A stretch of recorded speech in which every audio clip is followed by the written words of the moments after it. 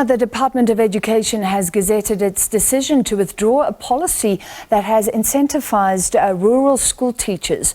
The scheme, introduced in 2008, was to address the problem of teachers shunning rural schools.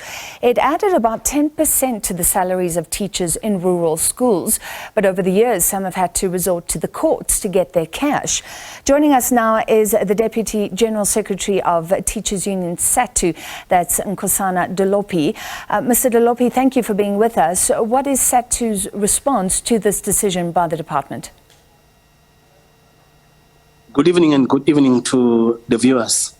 Our position on it is that we see this again as another attack on the workers. We saying this come at the back of an employer of a government that just 2 years ago walked away from a signed collective agreement when they did not implement the last leg of collective agreement number 1 of 2018. They are not even 2 years away from that. Again now, they are walking away from a policy, taking away a benefit that workers would have enjoyed since 2018. This is a very, very unfortunate situation of a government, of an employer that is inconsiderate, because we see this not only as an attack against the workers, but we see this also as an attack against the children who ought to be taught in the rural areas, in the far-flung areas. Because the intention of the policy was to attract best teachers, retain them in these rural areas. And now, with them trying to take away this benefit, will mean that we will be denying those learners from those rural areas from getting the best teachers, good maths teachers, good physics teachers, good language teachers, because they will not stay under those difficult conditions in the rural area. So we are opposed to it, and we'll do whatever is possible to make sure that we challenge this inconsiderate decision by government.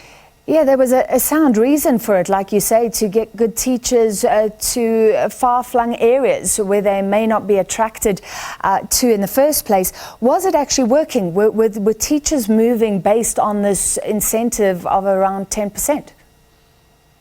Look, we are seeing some teachers staying in those areas. Some of them indeed went to those schools as well. So it's really unfortunate. Like I'm saying, the ones who are going to suffer the most will be the learners in those areas. In fact, we are saying that we don't care about quality education for children who are attending in these rural areas. We're in fact saying that we don't care where they get the best teachers for maths and so on and so forth, for as long as we'll only be resolving our budget crisis. It's unfortunate that the workers should bear the brunt of maladministration, of corruption, wasteful expense by a government for such a long time, that the only way to make money, to recover money, is to steal from the workers, from the little,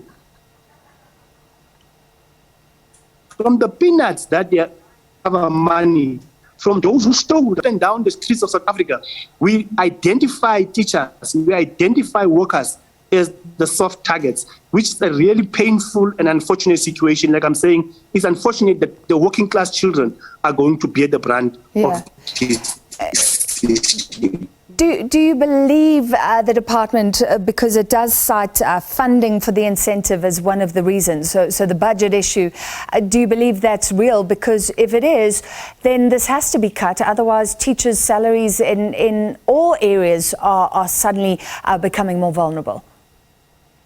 Look, it's about the education of our children. It's about making sure that all children, of where they are able to access education. It's about making sure that we deploy the best teachers to the rural areas and keep them there, because that was the intention of this thing here. We can't be keeping the best teachers in the townships or in the urban areas.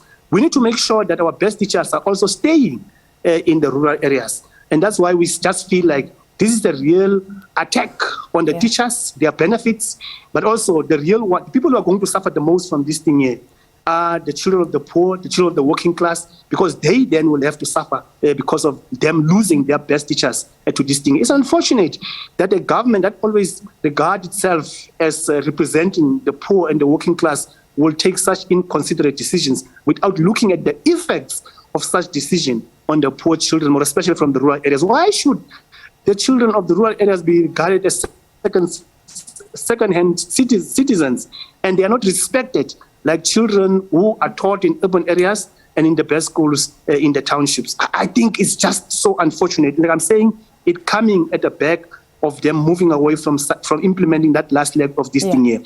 People who are teaching at these far-flung areas are affected by petrol prices because they have to leave their homes, their houses in towns. They have to travel to these rural areas there. They have to pay for accommodation in these rural areas that they are staying at there. And government did not even think about that.